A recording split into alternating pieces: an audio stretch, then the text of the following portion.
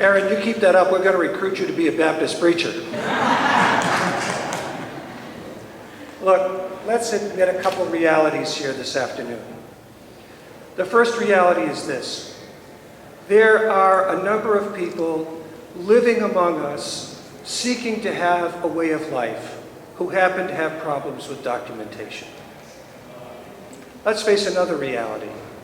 We are not about, in America, to take all of those people and put them on buses and planes and trains to send them somewhere else. That is not going to happen in America, no matter what certain people would like to say. So the reality is, we have folks living with us. How do we respond to that, and what are we going to do?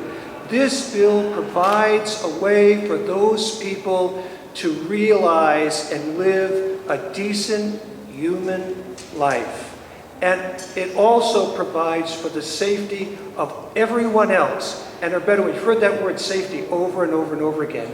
And this bill provides for that safety. There is no rational reason why anyone should be uncomfortable supporting this law. The only reason that people are uncomfortable supporting this law is what Representative Williams talked about in her opening remarks, and that is that so many people suffer from irrational fear about what is going on in the world around us. And there are political figures, not anybody who's in this room today that I recognize, but there are political figures who would take advantage of that fear and call us to the lowest common denominator. To say, because there is fear, we will treat people differently. We will call people names. We will hold people down. We will not let people prosper.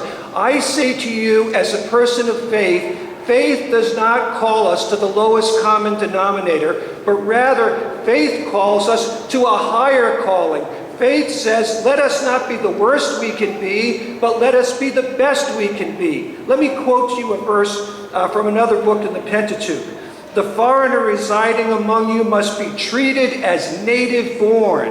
Why? Because God says you must love them as yourself. That's what God is calling us to. Not to that lowest common denominator, not to fear, not to bigotry, but rather to love and inclusivity and working together in a community that we can all be proud of, that we can be proud to bring our grandchildren and our children up in and say, this is a place where everybody is welcome, just like our founders envisioned. And I would just call upon you today to not allow Rhode Island to give in to that lower calling, but rather let us strive for that higher calling that God calls us to love one another, to treat one another with respect, to honor one another, and let's give people the right to live a decent life. And one of the ways we can do that is by passing this legislation.